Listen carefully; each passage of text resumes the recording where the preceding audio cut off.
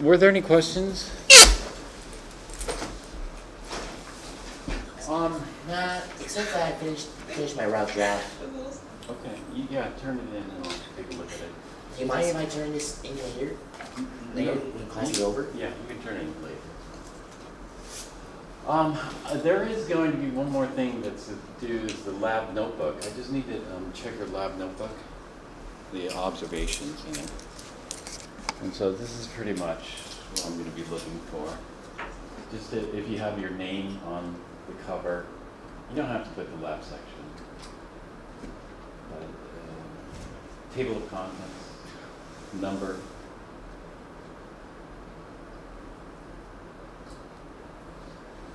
And some other stuff. Okay, this is on a canvas. Do we have to number the pages? Yeah. When is this We due? have to next week. Okay, good. And if we have stuff that we wrote on like paper, can we just keep it? Yeah, you can tape it in there. The page numbers just so I can find the experiment. Alright. You could, most people when they do the lab notebook, they just write on one side, and then the opposite side are for miscellaneous notes. Is this for the notes or for the lab experiments? Lab experiments. Okay. I have two different ones. It's just copy and that's It shouldn't be, there shouldn't be too many pages. It's still pretty good.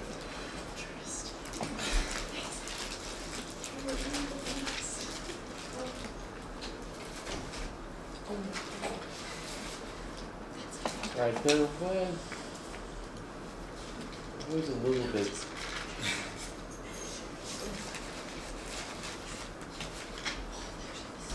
Better video.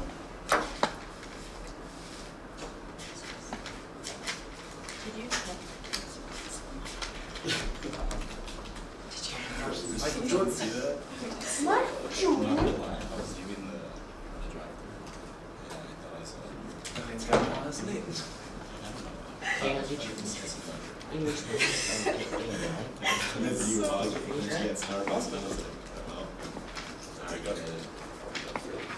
That's so loud. That's crazy. All you got is super. So I wanted to just briefly mention about the So Sunday, we have diffraction, X-ray diffraction. X-ray diffraction is used to determine crystal structures, and it makes use of constructive and destructive interference of X-rays. The X-rays kind of are diffracted. It's a little bit more complicated. You know, the electrons, they interact with electrons, and they absorb and emit X-rays, the same wavelength. And so basically, we need to talk about interference. If the X-rays are slightly out of sync, they'll interfere destructively. If they're in sync, they'll interfere constructively. So that's constructive. And this would be destructive interference. Is it where they like overlap one another? Right. And so the X-rays get absorbed by the atoms and re-emitted. And they bounce off these planes of atoms. So we can have the planes in different. So we'll have a plane like this, vertical plane or horizontal plane or diagonal plane. So we have planes of atoms, and we can bounce off the X-rays off these planes of atoms essentially. But when they bounce off, it depends on the angle because the planes are, as we'll see here, are separated by some distance. And so here they're just showing it going through here, but if we tilt the angle here, then we can see that the X-rays hitting this plane has to travel further than the X-rays hitting this plane. And depending on the angle here, you know, like right now they're slightly out of sync. Since they're slightly out of sync, they're going to interfere destructively. Let's see here. Yeah, here you can see they're clearly out of sync. And so it depends on the angle of incidence here, which we call theta. And that's going to dictate, when it's going to be in sync, because it has to be out of sync by 1/2 wave, or 1/2 wavelength, and then it will be back in sync. And so this is going to be destructive here. We're not going to see any diffraction at this angle. Not at this angle. When we hit this angle here, then we're going to see diffraction because the waves are in sync now. And so the half wavelengths line up. And so this is the diffraction angle. The diffraction angle is called the Bragg angle, and the equation that we use for these calculations is the Bragg equation. From the Bragg equation, we can get the distance between the atoms here. Here's what brag. B-R-A-G-G, the Bragg equation. And so these are in sync. We're going to get diffraction here. And looking at the angle here. So essentially what we're going to see is something like this. Speed this up. And the Bragg equation is used for distance in constructed and deconstructed waves. Basically, the Bragg equation,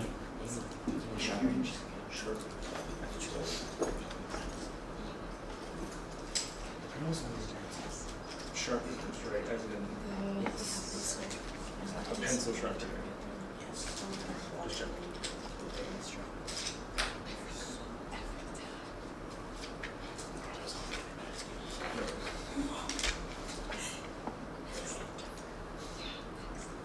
the Bragg equation is given in our book. What unit is used for data when it comes to the angle? Degrees. Degrees.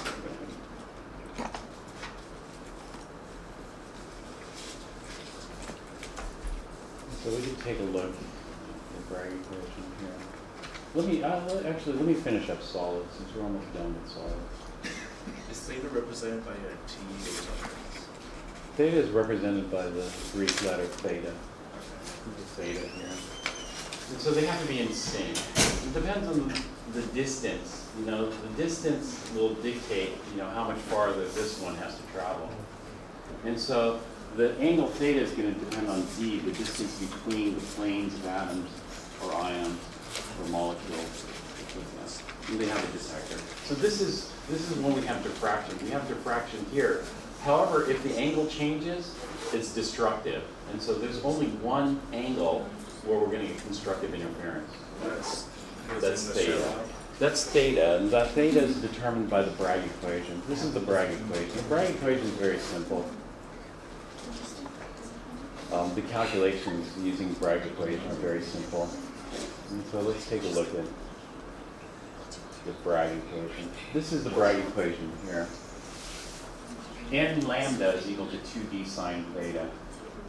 We're not actually going to do any calculations, but the calculations are relatively straightforward. Although, X-ray crystal diffraction is a bit more complex. And so this is showing the diffraction here. What they do is they take a crystal like this and then just rotate it in 3 dimensions. And then they get the diffracted. And then they can measure the angles of diffraction here. From this diffracted image, they can refocus this into a picture of the atoms. So they do. Does that work for all crystalline solids, or is Yeah. there exceptions? No, it works for all crystalline solids. So this is why. Significant. And so that's just a little bit about Bragg, X-ray diffraction and Bragg. And so this is an easy way to determine. You can take an X-ray diffraction of a powder very rapidly. It takes just minutes, and then you can identify quite quickly because it gives a unique fingerprint of the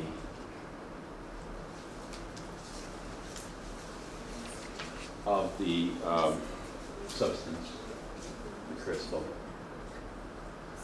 Some of these, like this is, you can see the green are form face center cubic lattice, except the purples spread apart. In normal face center cubic, the face diagonal, the atoms are touching, but in this case, the purple are a little bit too big. This is sodium chloride. We built sodium chloride, but the blues were a little smaller than sodiums.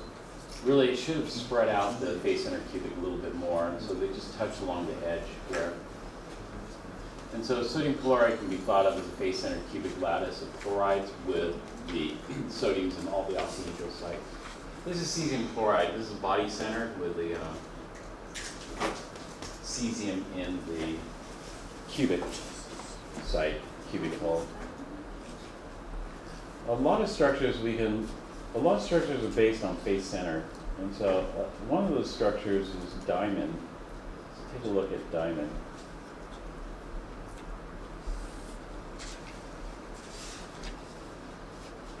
What's wrong with it?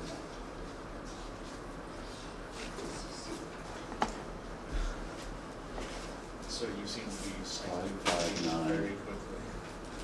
Let's try this. Seems to be stuck between pages.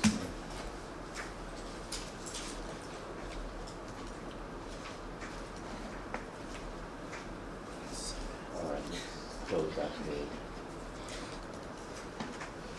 See if this works. So a lot of structures can be described in terms of face-centered cubic lattice. These are all face-centered cubic lattices here. And then we stick things into the holes.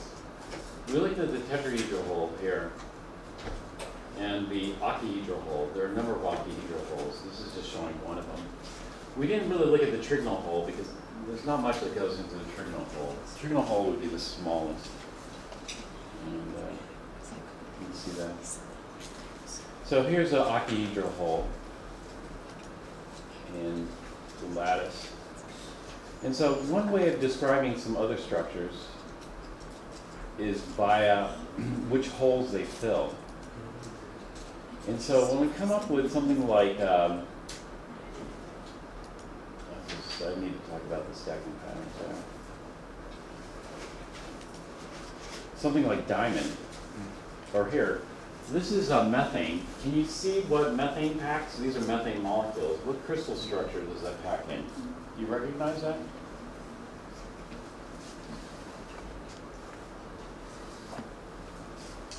Solid methane packs together in a face-centered cubic lattice. So, yeah, this is an FCC lattice. The methanes occupy the sites. In the center, we'll have holes. You know, none of the holes are occupied in this lattice. But that's it. That's solid methane. Why is it so spread out? It's not. It's spread out just so that you can see it more clearly. If they bunched it together, it's hard to see inside and around. So typically they'll spread things out, but in reality, it's not spread out at all. When they do space filling, like here, they do ball and stick, so it's easier to see, easier to visualize. But when you get an X-ray diffraction pattern, it's not ball and stick.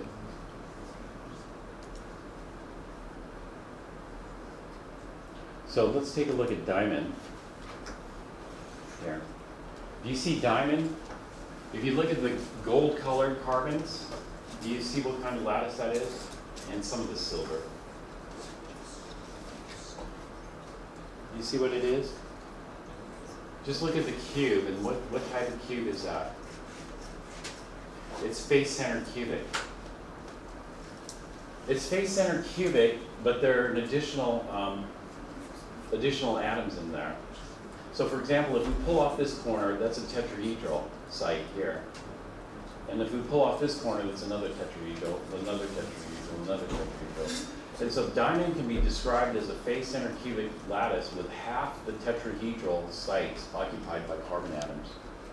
And so this is diamond lattice here.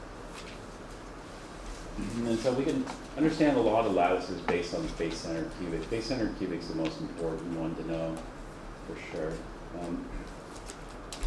Another way of looking at face-centered cubic is as a CCP. You know, when we close pack, like if you look at these cannonballs, they're all closest pack. These are closest pack layers. You know, this is the most efficient way of packing these. Now we have to look, is this an ABC stacking or is this an AB stacking pattern? We could have either. It turns out that the cannonballs here are an ABC. They're saying cubic closest packing, so this must be an ABC stacking pattern. And so these are the two stacking patterns here. We'll have layer 1, A, Layer 2 goes into the little trigonal, you know, these are little trigonal holes here. They'll sit in there. Not all of them, because there's not enough room. And so this is layer 2. So 1, 2. Now we have a choice for layer 3. Layer 3 can go in this empty one here. It's empty because you can see all the way through it. Or it can go in the occupied one. Occupied means on the other side it's occupied. And so this, if we put it in the occupied one, then it would be a repeat of layer 1. So it'd be 1, 2, 1 layering system. That's called ADA. ADA is hexagonal closest path.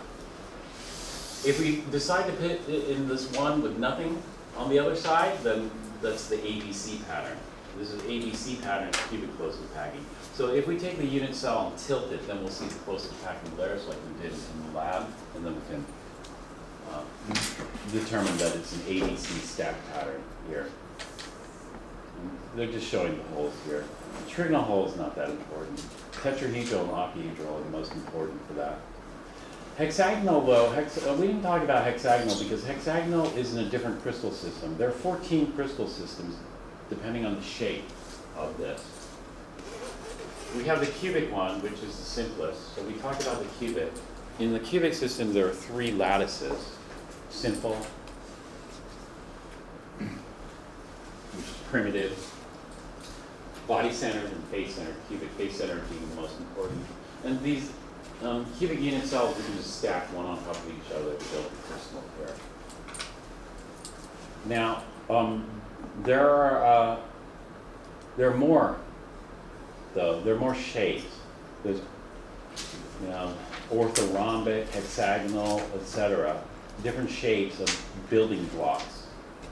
And those different shapes of building blocks we're not going to talk about, except for this one.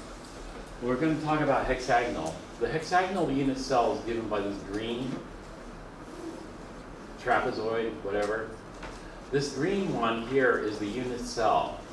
And this, the reason we're doing this one is because this is hexagonal closest packing. So the first layer is the red, the second layer is the gold, third layer is the red. So it's an ADA stacking pattern. And this fits the hexagonal closest pack. Hexagonal closest pack, A is not equal to B, which, well, A and B are the same, I think. A and B, but C is different. And the angles are different. The A and B and C are the length of the sides. Okay. So there's some stuff that pack in hexagonal closest packing: cadmium, magnesium, titanium, zinc. Hexagonal closest packing has the same packing efficiency as cubic closest packing. So there's no difference. Both of these are 74% occupied volume. They both have the same coordination number, 12. However, they have different number of atoms per unit cell. Hexagonal only has 2, face-centered 4. Here. All right, we determined the crystal structures by X-ray diffraction. Okay, this is showing the unit cells. The unit cells, we have to chop the atoms here. Internal atoms belong solely. Face atoms belong half. Edge atoms belong 1/4. And corner atoms belong 1/8 to a cell. So that was that. This is a face-centered cubic with all the octahedral holes filled. This is salt, sodium chloride. X-ray diffraction. X-ray diffraction. This is figuring out the body diagonal of a body-centered cubic cell. X-ray diffraction, you can determine the length, A, quite easily. So here they got 287. So this can come easily from X-ray diffraction because that's one of the things that we typically measure. And from the length, we can get the radius. And so yesterday we were calculating the length given the radius. But the common problem is, given the length from X-ray diffraction, what is the radius of the atom? Because radius of the atoms vary. Because atoms are not hard shell. Atoms are soft. They got the electron cloud. So how close can you get the 2 electron clouds depends on different factors. And so the atomic radii, there's some variance to that. And so we just look at averages usually. But sometimes the averages have wide spread, so we narrow it down. We look at things like covalent radius, ionic radius, metallic radius. So there are a whole bunch of numbers given to that. Here's the calculation of the theoretical density of iron. Here. Here's the calculation of radius given the length. And these are common problems. They're done. For ionic compounds, what size cation is very important. So we talked about this yesterday. You know, the pink cations are going to probably go into tetrahedral. The blue cations are going to go into octahedral, and the green cations are going to go into cubic. And we can take this radius ratio tells us, you know, we have the right size ion to fit in the hole. And so this is an easy calculation. We're not going to do it, but it's often done. And so the radius ratio of sodium chloride would be 0.55. 0.55 puts it in the octahedral hole, so the sodium is going in the octahedral hole. All right, so this is sodium chloride. So what was the packing? Did you guys calculate the packing efficiency? You got 92. Kevin got 92%. Anybody else? Mine's so much smaller. We could also get the theoretical density. You know, we know there are 4 sodiums, 4 chlorides. We know the length, so we can calculate the theoretical density. The sodium chloride has theoretical density. Well, it has an actual density around 2. You can calculate the theoretical density. And so here's just a simple calculation of the length of the unit cell. Okay. Here in practice example B, they're asking you to calculate the theoretical density or estimate the density. It's an estimate because the ion, you know, the size of the ion depends on what you bond it to. You know, some ions have high charge, and high charge means the ions get pulled closer. The closer they get pulled together, the smaller they must be. You know, the radius, you know, that kind of thing. They are hard shell.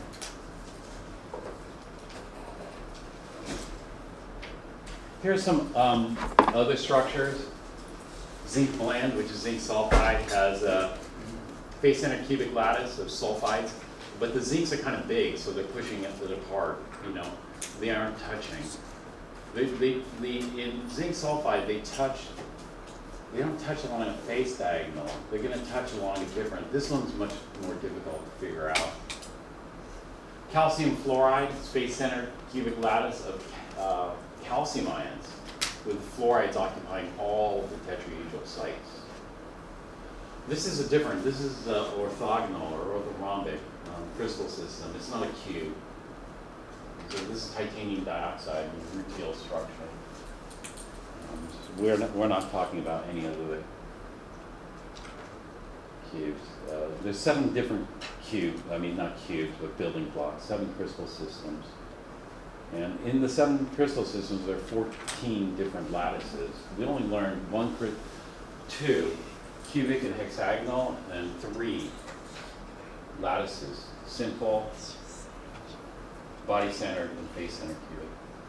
Okay, the next thing, and this is the last thing in chapter 12, is if you wanted to break the ionic bond, how much energy does that cost to break the ionic bond? The same amount of energy you took to form. Yes, that's true. However, if I wanted to break a mole of sodium chloride bonds, do I break just one of these bonds and then just multiply it by 6.022 times 10 to the 23rd? No. I don't, because a mole of sodium chloride has more than a mole of bonds. Now, how can a mole of sodium chloride have more than a mole of bonds? It's a lattice. Because, it's a lattice. And we know the coordination number. We figured that out yesterday. Sodium is 6. Chloride is 6. We'll just draw one plane, a multiple plane to this. And so it's a lattice of ionic bonds.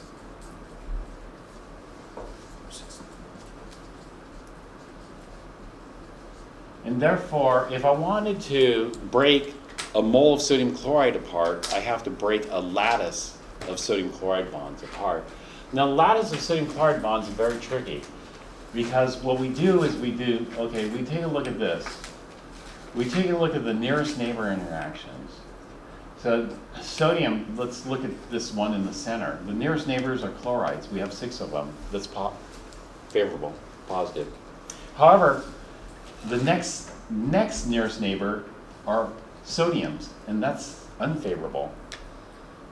But the next nearest neighbor is a chloride, and that's favorable. And so what we have to do in the lattice, it's the sum of all the attractions and repulsions over 3 dimensions. So is equal to the sum of attractions minus the sum of the repulsions over 3 dimensions. But the thing is that the Coulomb's law falls off by the square of the distance. And so as we get further and further away, it becomes less and less significant. And so we don't have to go out to r equals infinity or distance of infinity, typically, because, once we get this far away, then it's negligible. But we're going to do it within the, well, actually, we're not actually going to do this calculation. We can do this calculation. This calculation is not difficult, summing these up, with a little bit of geometry trig, we can figure it out. Rather than calculating this, what we're going to do is we're going to experimentally determine it. But we're going to experimentally determine it using very common enthalpies we can get out of a book, and Hess's law. And so let's take a look at this. This is called the Born-Haber cycle. Actually, no, let me tell you, it's called the Born-Fajans-Haber cycle, formerly known as the Born-Haber cycle.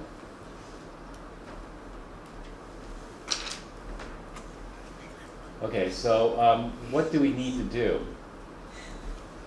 What we need to do is we need to come up with some scheme where the sum of the steps is equal to what we want. But it's a little bit more complicated because we're going to go full circle here in the Born-Haber cycle.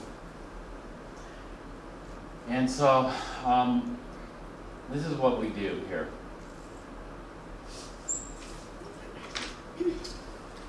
And all these values are known. All these values here we can get from the book, except for one.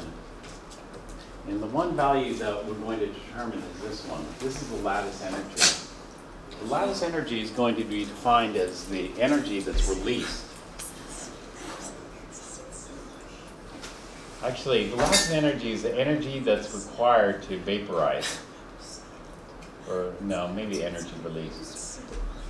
So when we have sodium in the gaseous state plus chloride in the gaseous state condensing into sodium chloride solid, this is going to be delta H of the lattice. Well, oftentimes lattice energies are positive. This one's going to be negative, and so you have to take a look because this is going to be exothermic. All right, so let's go ahead with the Born-Haber cycle. We're going to start here and then end at the same place.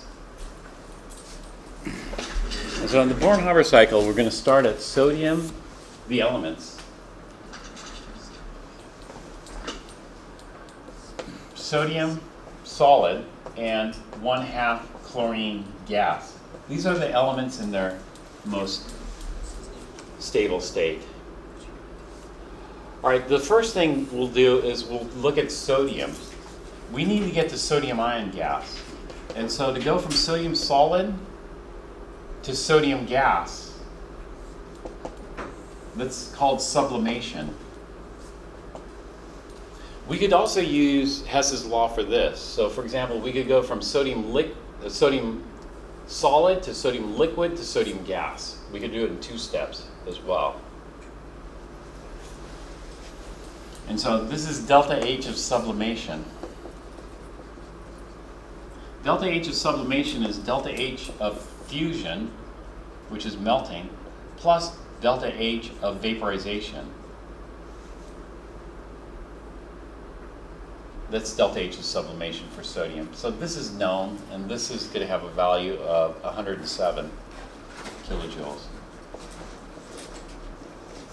per mole of sodium.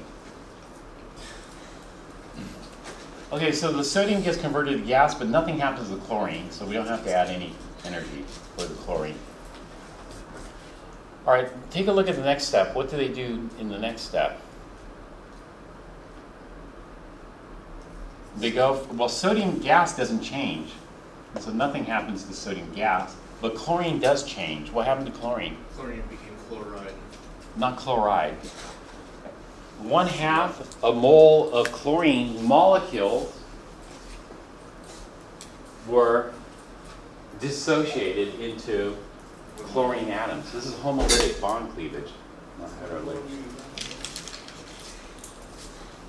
And so what happens is we'll take a 1/2 mole of chlorine and break those bonds to get 1 mole of chlorine atoms. This is gaseous atoms, atomic chlorine. And so we're going from,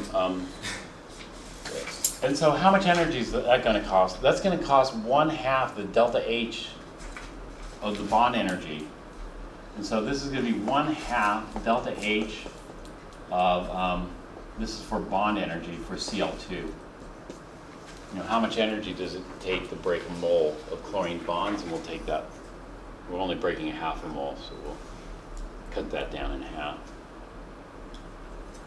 Do you know what's it called? Okay, the next step is we're going up to sodium ion in the gaseous phase, and chlorine are going to stay as is. This is going to be the ionization energy 1 for sodium. That's 496 kilojoules per mole. So we have 107, and then the bond energy here is 122 for 1/2 a mole kilojoules. Oh, that's 122 kilojoules per mole. We'll have to cut that in half. 61. Yeah. 61 kilojoules. And then this one is going to be the ionization energy for a full mole. That's going to be plus 496 kilojoules, or about 500 kilojoules per mole. And then we're going to, we form sodium ion. Now chlorine likes electrons, so that's going to be exothermic. And so we're going to drop down here. And we're going to have sodium. Sodium nothing changes to, but chlorine's going to go to chloride in the gaseous phase. This is the electron affinity EA1 for chlorine.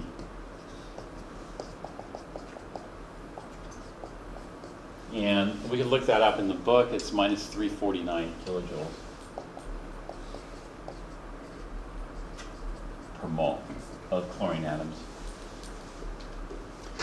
All right, now this big drop here is taking the gaseous ions and forming the solid lattice.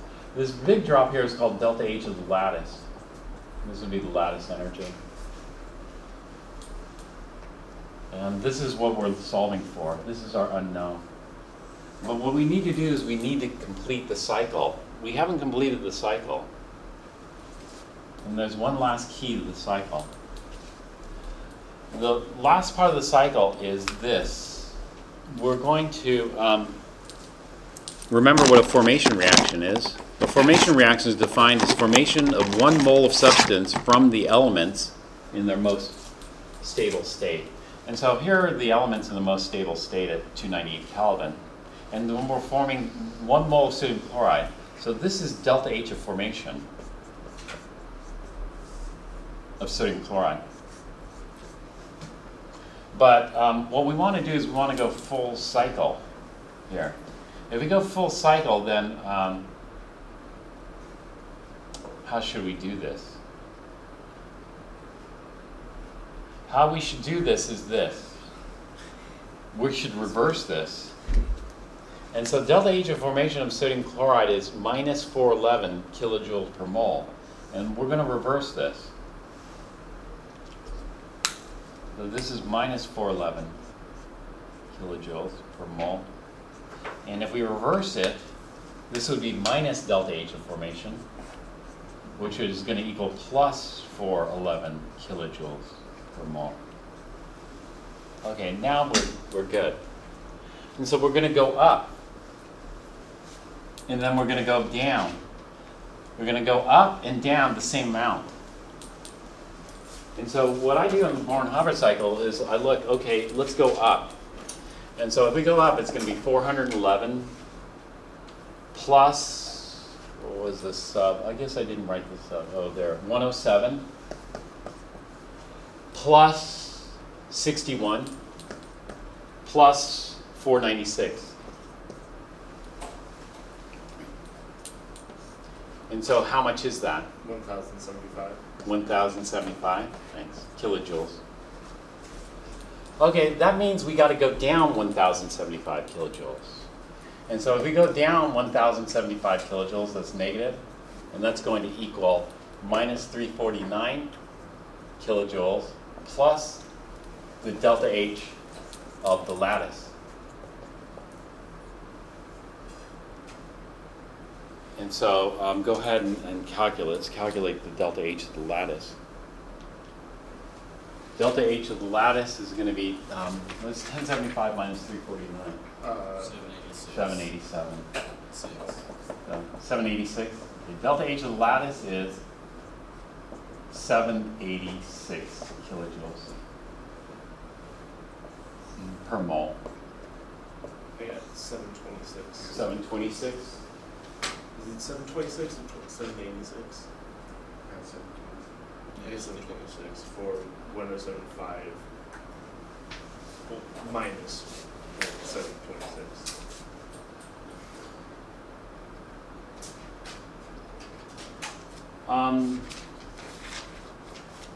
I see the error here. This is the error. This is not kilojoules per mole.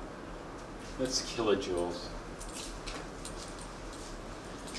This bond would be exceptionally weak.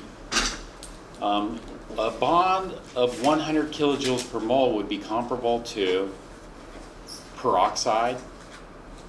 It would be comparable to iodine. You'd have to protect it from light. Chlorine's got a bit stronger bond than that. And so I think this is wrong here. And so let me correct that. Let's not call it moles here. It's just kilojoules. We're doing a half a mole of chlorine. And so that's the energy. I don't know why they did that. Or we could just take a look. The bond energy for chlorine. Bond energy is often called bond enthalpy. And we'll just do Cl2. 242. So it's 121. Yeah, 121, but our book is slightly different. Our book is, the numbers vary slightly, so ours is 122. And so this is already cut in half. They screwed up the unit here. It shouldn't have been per mole. It should have been per half a mole. Okay. Unfortunately. Okay, get rid of that. All right, so then when we do that, what is the lattice energy? So you got 720?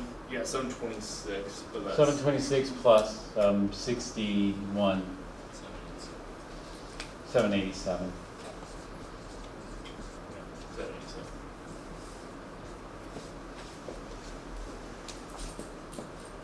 Minus 787 kilojoules per mole. And so we didn't have to do calorimetry, fortunately. We could figure these all out from things that are common and get the lattice energy that way.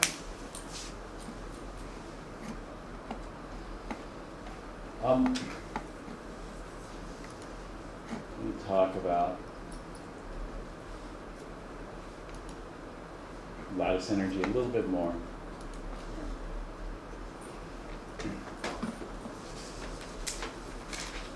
without doing detailed calculations, indicate how you would expect the lattice energies of lithium chloride, potassium chloride, rubidium chloride, and cesium chloride to compare to the value of minus 787. Which is for what? For sodium chloride. Okay, lithium chloride should be greater or less? When I think about this problem, I don't think about all this stuff here. I just think of Coulomb's law. So lithium chloride should have a greater lattice energy or a weaker lattice energy? Stronger lattice or weaker lattice? Stronger. Stronger. Why?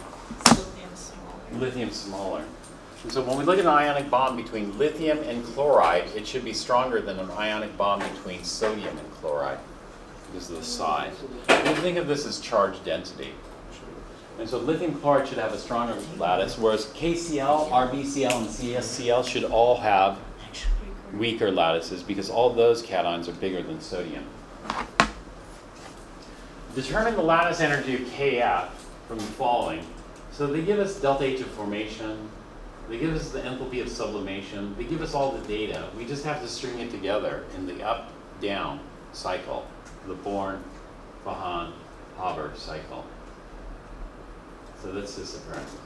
87, refer to example 12-12, where together with the data given there to calculate delta H of formation for 1 mole of magnesium chloride. So here, rather than solving for lattice energy, they're giving you the lattice energy and asking you to solve for delta H of formation of magnesium chloride. But delta H of formation of magnesium chloride is so easy to do using Appendix D. So I don't really see the value in this particular question. You know, it just seems to not be very useful. So I don't think I signed that one. What does EA stand for? Electron affinity. In ionic compounds with certain metals, hydrogen exists as a hydride ion. Things like potassium hydride, etc. Determine the electron affinity. Okay, this we could use. This is more thermodynamics. Let's skip that. But let's take a look at something else here.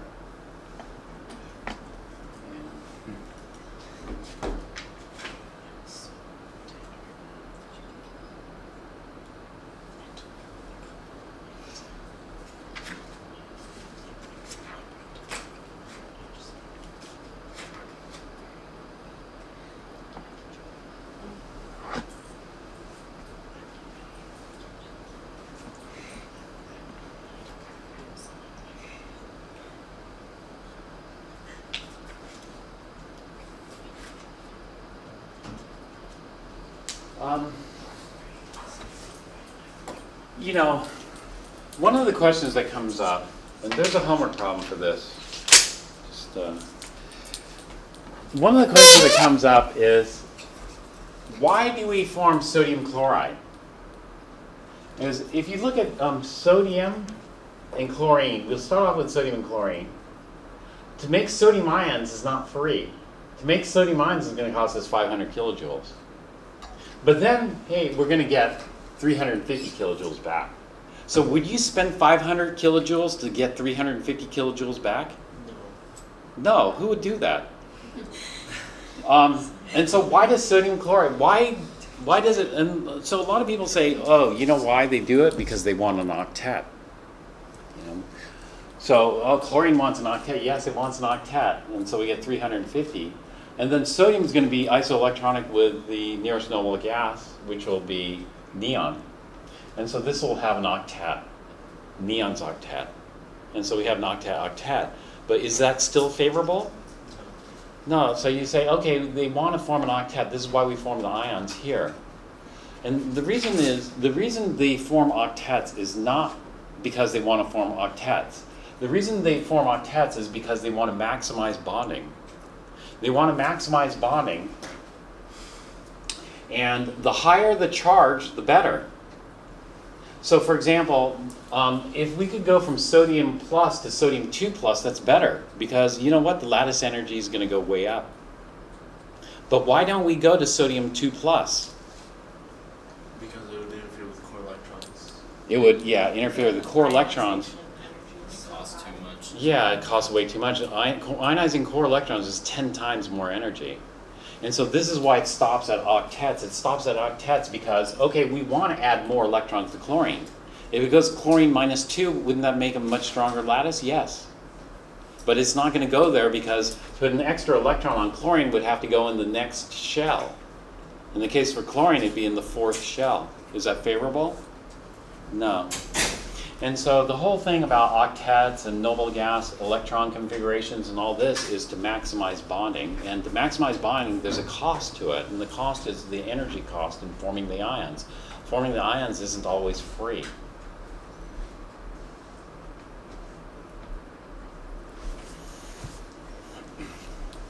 And so when we look at the whole cycle, then we can see, you know, yes, it would be better to have sodium in the +2 and chlorine in the -2.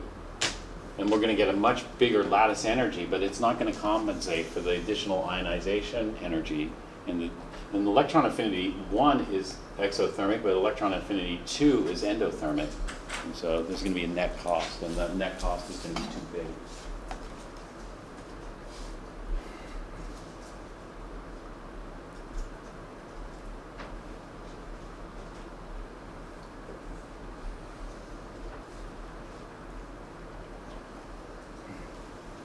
So, we'll take a look at problem number 114 here in the advanced. We're not going to show, we're just going to rationalize it. 114 says, show that the formation of sodium chloride, okay, this is NaCl2, is very unfavorable. That is, delta H of formation of NaCl2 is a large positive quantity. To do this, use data from section 12.7 and assume the lattice energy for sodium chloride would be about the same as magnesium chloride. And so what they're saying is we're going to throw a +2 charge on sodium, but keep chloride -1. And so that means we're going to have to do IE1 and IE2. So IE2 is about 10 times. So this is about 500 kilojoules. IE2 is going to be about 5,000 kilojoules. And so we're going to be way up here. Is that going to be enough to compensate for lattice energy of minus? The lattice energy is very strong. Look at that. It's 2,500 kilojoules. That's a huge, I mean, sodium chloride is only 787. And so we're at 2,500, but we just went up another 5,000. Over here, we're going to go down another, it's not worth it. Not worth it. So you don't have to actually do the calculation. I assigned this problem, but you don't have to do the calculation. Just mentally kind of estimate it. Or you could do the calculation if you want. It's probably in the solutions manual. Okay. All right, so that's the solids part of chapter 12. Okay, we're going to go back and look at the other part of chapter 12, which will be the liquids.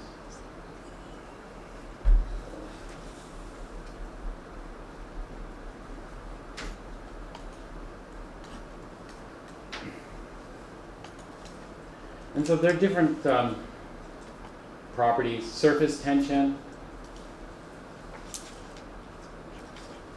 What were some of the others? Viscosity. Viscosity, beating, wetting. All these are going to be influenced by intermolecular vaporization. By IMFs. All of them go up except for one, which goes down with increasing IMFs. So if we have increasing IMFs, then we're going to have increasing surface tension. We're going to have increasing viscosity. We're going to have increasing enthalpy of vaporization, delta H of vaporization. We're going to have increasing boiling point and melting point. Since we're dealing with liquids, boiling point is it. However, we're going to have decreasing volatility. So a volatile liquid is something that evaporates rapidly. You know, It just, like gasoline is fairly volatile compared to water. You know, gasoline rapid. Alcohols are volatile compared to water.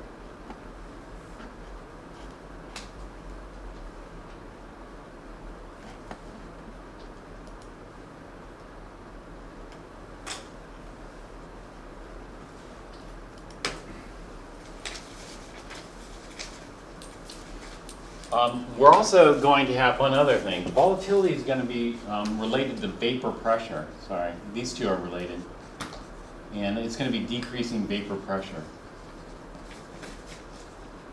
The vapor pressure is, you know, how much of the liquid evaporates. If we get a lot of liquid evaporating, we're going to generate large pressure of gaseous molecules. If it's not very volatile, it's going to have a low vapor pressure. Low vapor pressure means it just likes to stick together in liquid state. And so weak intermolecular forces, high volatility, high vapor pressure. Strong intermolecular forces, low volatility, low vapor pressure. Now, the vapor pressure we can measure. Vapor pressure is a function of temperature. And vapor pressure is what we call dynamic equilibrium. And so we look at the liquid vapor. The dynamic equilibrium is here. Normally, like, is the air saturated with humidity right now? No. And so we haven't reached that dynamic equilibrium. We're like at, what's comfortable is what? 30%, 40% humidity? You know, not totally dry. Not totally wet, but this would be 100% humidity. This would be 0% humidity. This would be like 50% humidity. I have 60% humidity.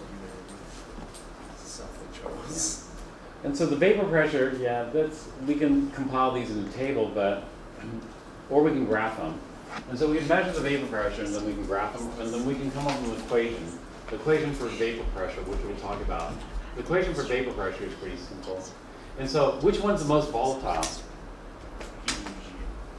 A or E? The most volatile?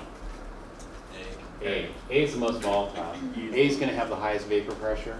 E is the least volatile. And so A is diethyl ether.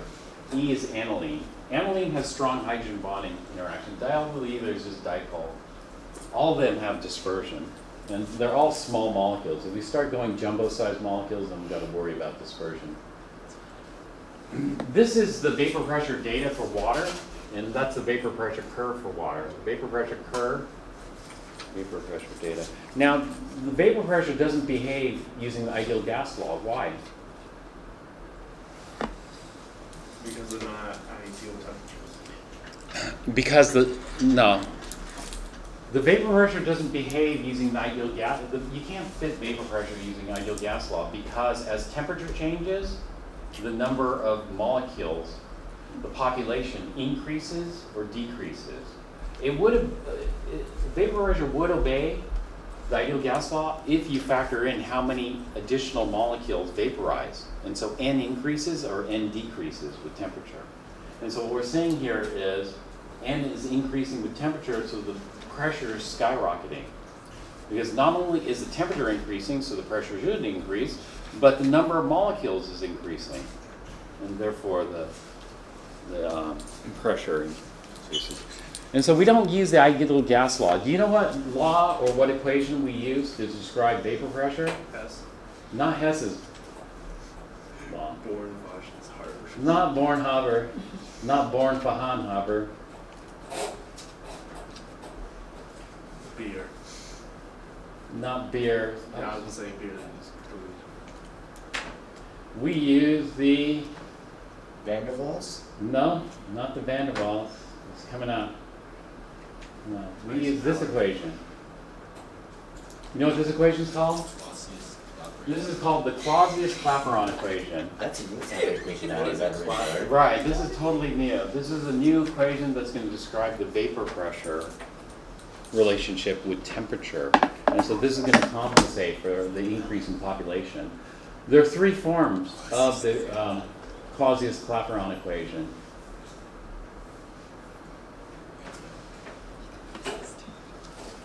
So let's take a look at the forms of this equation.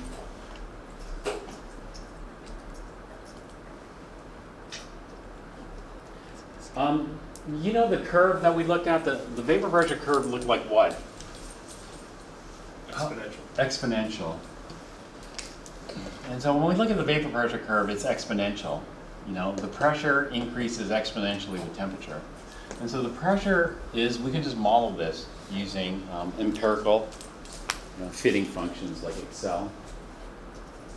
And we come out, but the Excel, what are the numbers, the constants in there? And that's going to be a little bit more tricky. And so it's going to be pressure is equal to AE to the minus delta H of vaporization over RT. So this is just fitting this equation and then looking at what the constants look like. This is basically it here. This is the pressure. But there are more useful forms for this. And so one of the forms is to take the natural log of both sides. If we take the natural log of both sides of this, then we get this equation. ln of P is equal to minus A.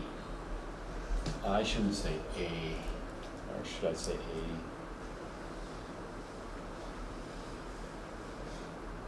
A? 1 over T plus B. This is, actually, we should probably just do this separately. What's this? Anyway, this equation will give us delta H here. And so this is what's plotted here, ln of P versus 1 over T. But we're going to skip that.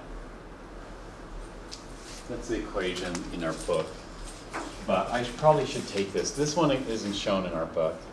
But the equation that we're going to use is this. We're going to take T1 and T2, and then we're going to take the pressure at T1 and the pressure at T2 and subtract them.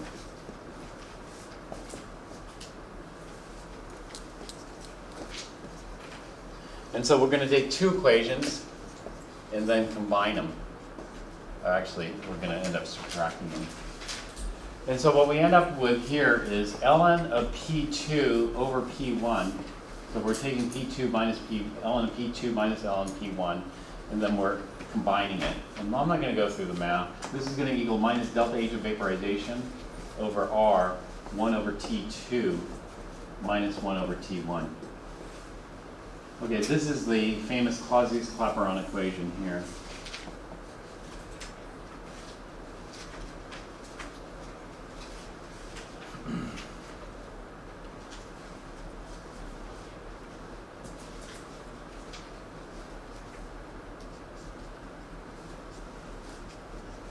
The Clausius-Clapeyron equation is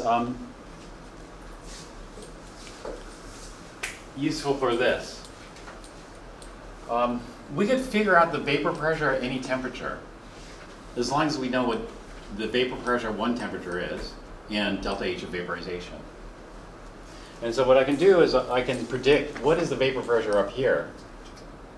What would I need to do that? Well, in order to do that, I need to know the vapor pressure at just one temperature. Well, the vapor pressure at one temperature is quite common, and that's the normal boiling point.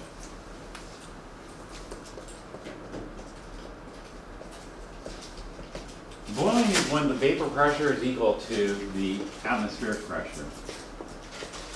And so the normal boiling point is equal to the temperature at which the vapor pressure of the liquid is equal to the barometric or the atmospheric pressure. And then we can have it boil spontaneously. And so temperature at which. So if this were water, then it's easy. So an example of this would be water, H2O liquid. The normal boiling point of water is what? 100 degrees C, because we're going to have a vapor pressure that's equal to 1 atmosphere. And normal boiling point is different in bar. And so we'll just use the normal boiling point in atmosphere. It's just slightly different. It's not huge. And then we need delta H of vaporization. If I have delta H of vaporization, then I can figure out, well, what if it's not 1 atmosphere? What if we're in Colorado? If we're in Colorado, maybe the atmospheric pressure is a little lower. And so what would the boiling point be in Colorado? Well, I could figure out using the Clausius-Clapeyron equation. I just get my delta H of vaporization, and then I solve for T2 given the pressure in Colorado. Or what if I'm on top of Mount Whitney and the atmospheric pressure is quite a bit lower? Could I figure it out? Yeah, I could figure out what water would boil at. Or what if I'm in a pressure cooker? You know, what if I bought a fancy new pressure cooker? I want to know what temperature the water boils at. I could figure it out. And so the Clausius-Clapeyron equation, we could use that. And so here it's saying calculate the vapor pressure of water at 35 degrees C. So we could do that. We have to convert it into absolute temperature, as we do for these types of calculations. We got to get delta H of vaporization. Delta H of vaporization in water, we can look it up in the book, 44.0 kilojoules per mole. It's fairly high. And then we can use the Clausius-Clapeyron equation to figure out the temp, the pressure at 35 degrees C. It's only 41.9 millimeters mercury.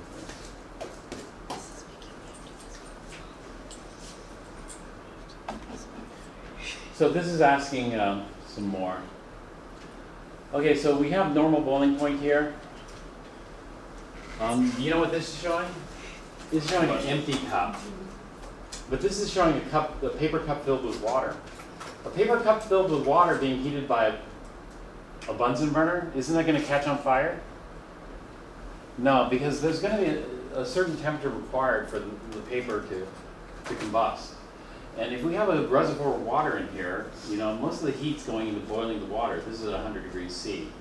So, and not really warming up the cup. So the cup and the water inside here are going to be at the same temperature. So we can continue heating it until all the water's boiled. Once all the water is boiled, then the cup's temperature is going to skyrocket and it's going to ignite like this. But anyway, we have normal boiling point. Normal boiling point is for 1 atmosphere, 760 millimeters. So they haven't gone to bar yet. But it doesn't make sense. Would you want to know the boiling point of water in bar?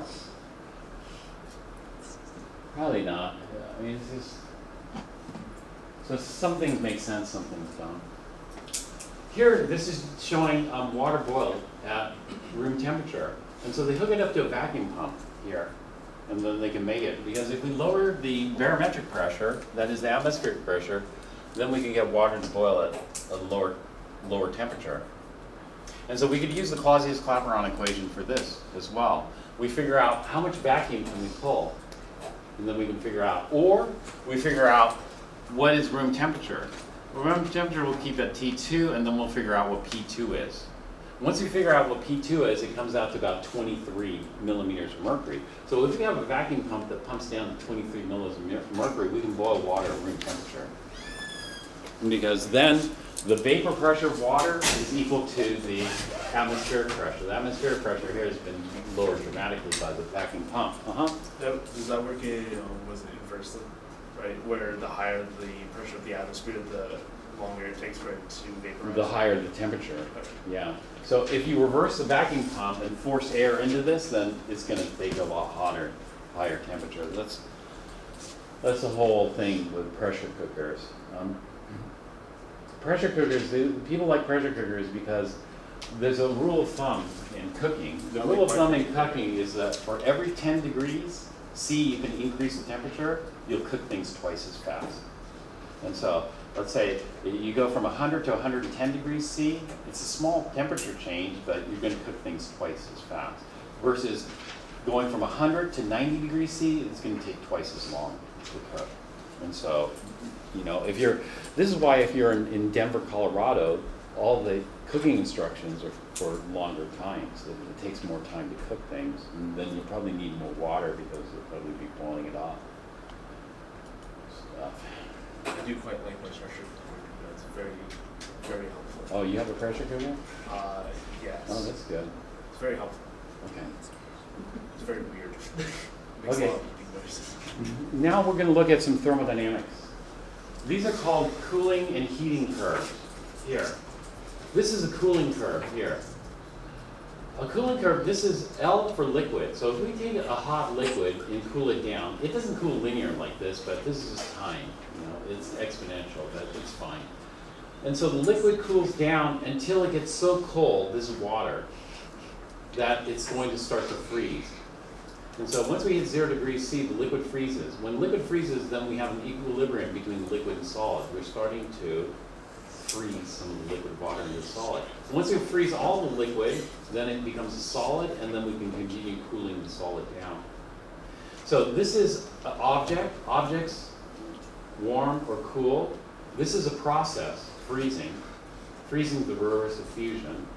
And this is an object, cooling. And so we use the same equations that we used for before. Q is equal to the amount times delta H, or Q is equal to MC delta T. Those are, and the delta H's that we're going to use are for the processes. So for example, melting is 601, freezing is minus 601. And so if you want to melt, you have to add energy. If you want to freeze it, you have to remove that energy. This is a heating curve here. We take a solid, heat it up until its melting point. This would be ice, so this would be sub-zero here. And so we have ice cubes that are very cold. They have to warm up to 0 before they start to melt. And so this is Q is equal to amount times C times delta T. Once we hit melting, that's a process, that's fusion. So Q is equal to amount times delta H of fusion. Once we've melted all of it, then Q is equal to the amount times C times delta T for liquid water. And we know that C for liquid water is 4.18. C for ice is 2.01, I think. Again. And so we'll have heating and cooling curves. And so let's take a look at doing some of these. Sublimation, I just talked about that. Sublimation is a combination of fusion and vaporization. Some things sublime, like dry ice. They call it dry ice because it doesn't convert to liquid. It just goes straight from solid to gas. Iodine's the same. So this would be like dry iodine. Iodine doesn't melt. It goes straight from solid to gas. Is it possible to melt dry ice? It is possible to melt dry ice, but not under normal conditions. Under abnormal conditions, we can melt dry ice. How can we melt dry ice? Well, the easiest way to determine how we can melt dry ice is by looking at its phase diagram. So this is the phase diagram for carbon dioxide. Under normal conditions, we're at 1 atmosphere. So if we take dry ice, which is very cold, it's a solid, and then heat it up, it starts to vaporize at 78.5, minus 78.5 degrees C. It is directly sublimed into gas. And so the way we read this is as we increase the temperature, we'll hit this. This is the sublimation line, the line between solid and gas. Once we sublime all of it, then we can continue heating up the gas. Here, get hot gas. Well, one way to melt dry ice is if we can go above 5.1 atmospheres. 5.1 atmospheres is a critical pressure. Above 5.1 atmospheres, we can heat up dry ice and then it will liquefy. And once we liquefy all the dry ice, then we heat the liquid and then it'll start to boil. So we can boil CO2 here into gas and then we'll get gaseous CO2. So these are phase diagrams. Phase diagrams are quite useful, and phase just shows the dominant phase for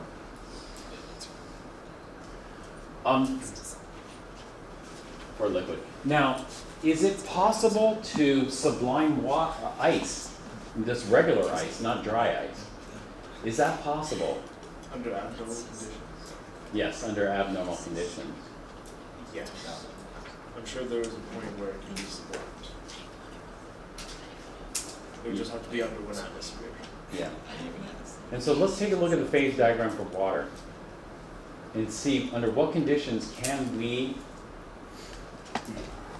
sublime water. Well, at 1 atmosphere we aren't, because at 1 atmosphere we'll have ice and it'll melt here at this temperature, 0 degrees C. And then once all it's melted, and then it will warm up the water until we hit this temperature, which is 100 degrees C, and then it will boil.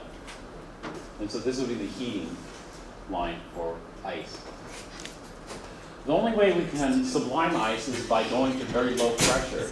If you go to very low pressures, take a look at what happens here. It goes straight from ice to gas. These are other phases of ice. These are high pressure phases. So if the pressure increases, we get different structures, crystal structures of ice. You know, and some of these might be in glaciers or whatever. Wait, Professor. Or in the Question lab. about these ice phases. 4 is not listed. Is it just not shown, or is it not possible? It's not shown. It's probably up over here, and then it goes from 4 to 5, you know, something like Okay. that.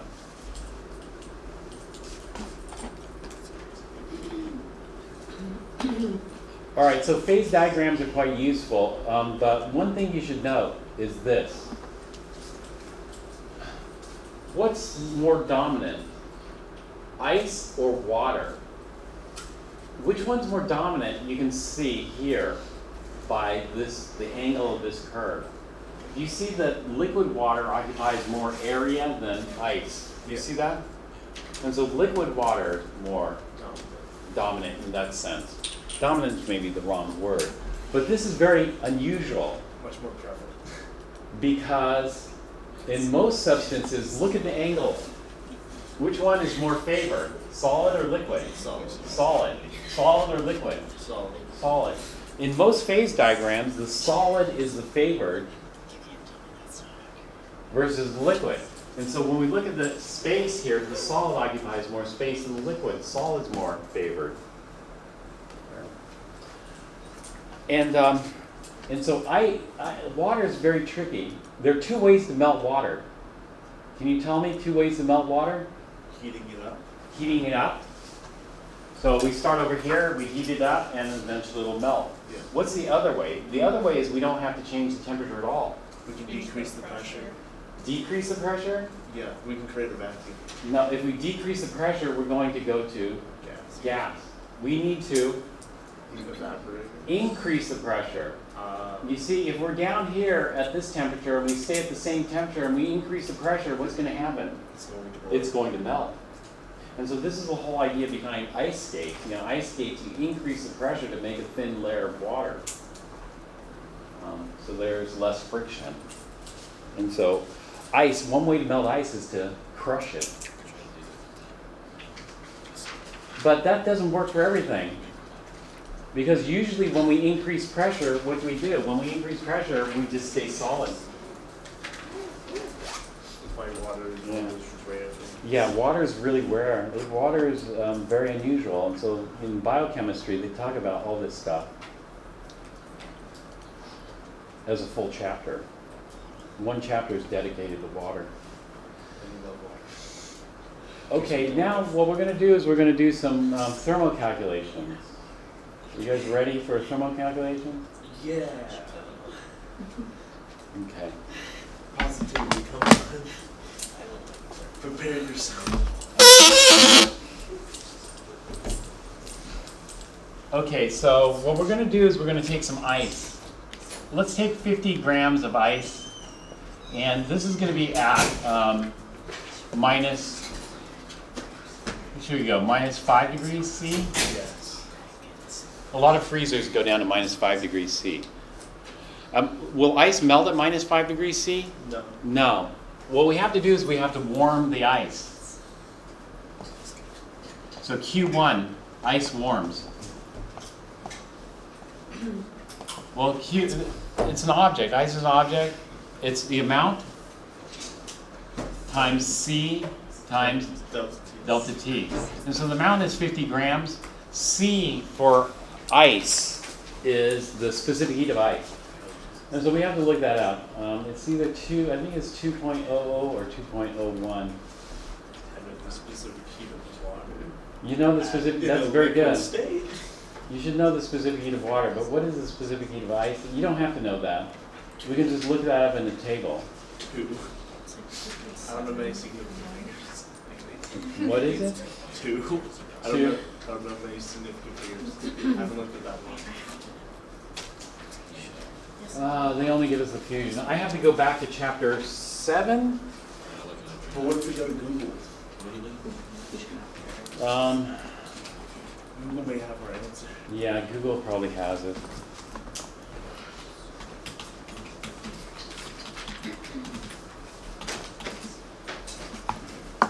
Two point oh nine. 2.11 is what- You have 2.1. Oh, this is from NASA. 2.108. Let's just go with NASA.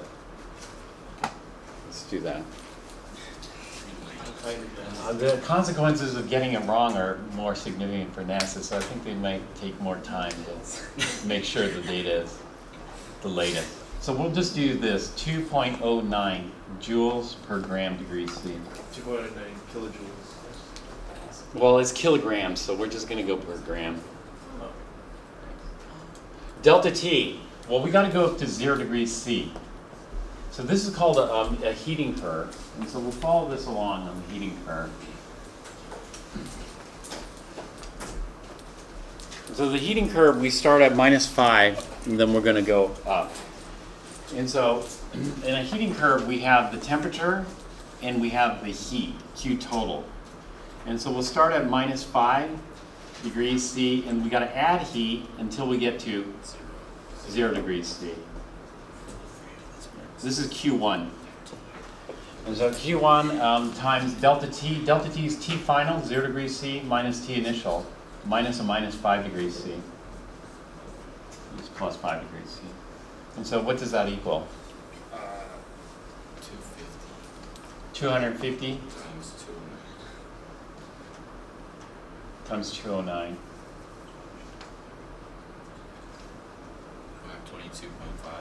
522.5. 522.5. Thanks. So the first step of our heating curve is going to take 522 or 523 joules. We'll just say 523 joules here. All right, once we warm it to 0, then it's going to melt. When we melt it, the temperature doesn't change. The temperature stays constant. So this will be Q2. So ice melts. Ice melt, that's a process. So Q is equal to the amount times delta H. And melting is fusion, so this is going to be delta H of fusion. Fortunately, they gave us delta H of fusion here. Let's take a look at what it is.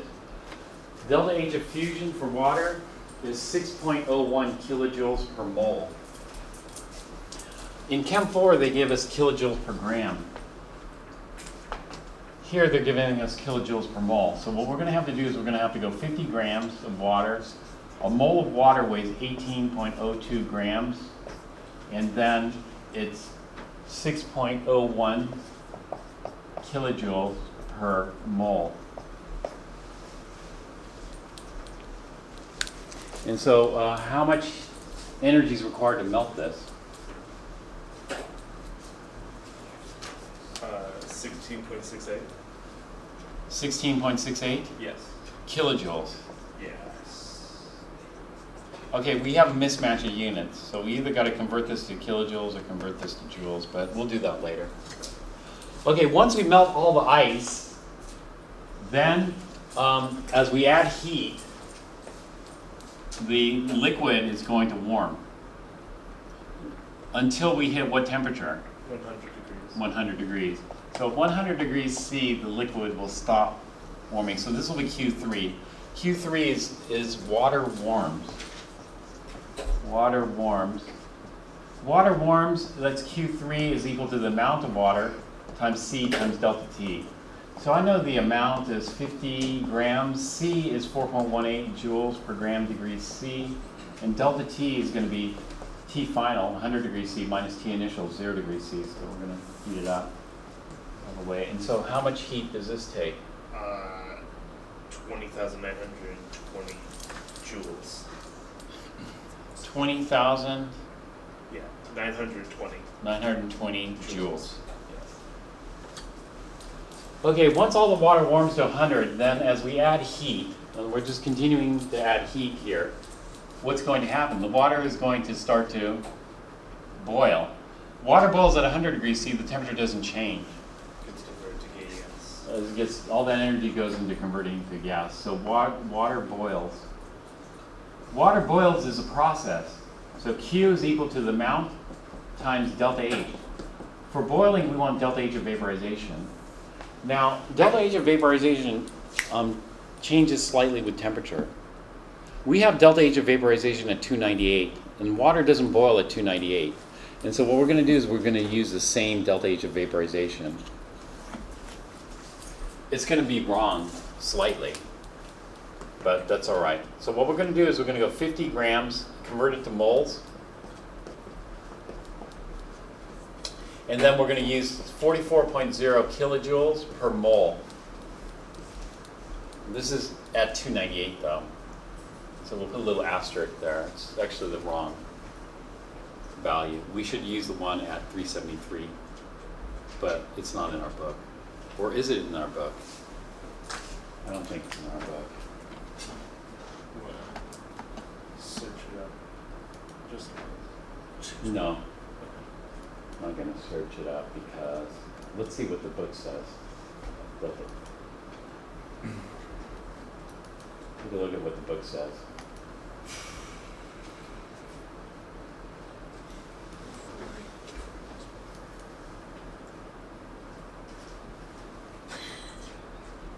About boiling.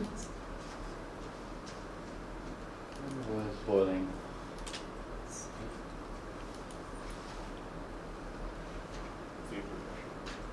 The book is going to say it's slightly off. Well, the same thing happens in the famous Clausius-Clapeyron equation. In the famous Clausius-Clapeyron equation, we got to pick a delta H. And the delta H that we're going to pick is the one at 298. So we'll use the delta H for vaporization at 298, but the temperature might not be at 298. That's going to lead to a small error. Fortunately, it's a small error. It's not a huge error. That small error we'll live with. If we actually wanted the delta H at those specific temperatures, then we'd have to calculate it. But a lot of these we're trying to calculate the temperature. So if we're trying to calculate the temperature, then we don't know what temperature that we need the delta H for. And so it's like this circular type problem. But anyway, what do you get for this? 121.15 kilojoules. 121.15 kilojoules. That's the biggest step so far. 121 kilojoules. So boiling takes a lot of energy. Q4. 121.15 kilojoules. And so this is going to take a lot of heat to boil. Okay, once we've boiled it, then what? Then we're going to warm it. And so I saw this thing. Somebody's saying that, oh, we have water reacting. All they did was they took superheated steam and started burning things with superheated steam. So it wasn't really water reacting. It was just super hot steam causing other things to get hot and react. So do we superheat steam? Yeah, we're going to superheat steam. How hot do you want to get the steam? They got it up to 300. They got it pretty hot. Let's just go up like one more zero, 1,000 degrees C. 1,000 degrees C, it's probably going to start breaking apart. Ah, yes. Start, but it's still steam. 1,000 degrees C. Boy, that you wouldn't want to come into contact with. Steam burns are the worst, right? Yes. This is why the pressure cooker is dangerous. Steam burns are the worst because, you have to add a lot of energy to boil it. And then you have to add a lot of energy to heat it up. But when you get a steam burn, you get a lot of energy released from it cooling down and condensing. And so we reverse these two steps. Okay, so water, we'll heat it up to, what did we say? I said 1,000? But let's do 1,100, just so that it's going 1,000 up. Because that'll be easier for the calculations. Oh. Unless you want to just do 1,000 and go up 10. Well, the problem with 1,000 is we could have other, Factors. other things happening. Oh, then can you just do 300? Yeah, let's do 300. How about that? Well, we're out of time, unfortunately. It's 41,840 joules. Okay. What did you use for steam? For steam, right. I used the delta H of was liquid water. No. No. See, the specific heat for steam is about the same as for ice. Yeah, okay. One is 2.0, the other is 2.01. But you probably should look at the NASA data, because you probably can trust the NASA data, I think, don't you